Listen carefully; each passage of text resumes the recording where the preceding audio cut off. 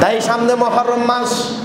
এক ভাই গত কয়েকদিন আগে মক্তব পড়াইতে আসছে, কিন্তু হুজুর সামনে তো মুহররম মাস, ফুলানো তো বিয়া শাদী করাইতে আসলাম, এখন বিয়া শাদী করা যায় বলে।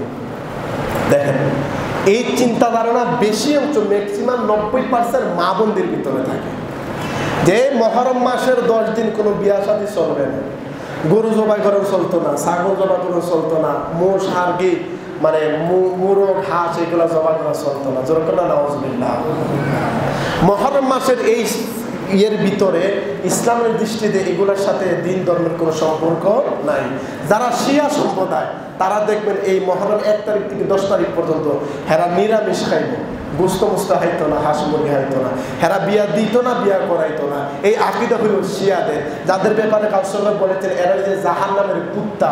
কারণ আপনি কোন জাহান্নামের কুকুরকে যারা আল্লাহর ওলি বলে গেছেন, তাদের আকীদাকে আপনার ভিতরে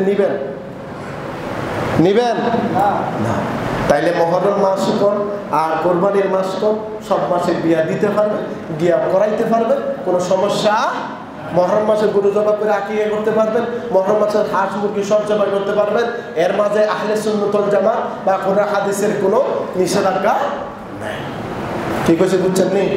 এরপরে যদি কারো বুঝার থাকে হুজুর আয়ান নিবে বইলেন বা স্বামীর ভাষায় বলবেন, বুঝাই দিব। আমার কাছে না থাকে আবার আকাবিররা আছে, হেরারে কম আইনা দিব, বুঝাই দিব। কোনো সমস্যা আছে? কথা কোন কোনো সমস্যা আছে? কোনো সমস্যা নাই।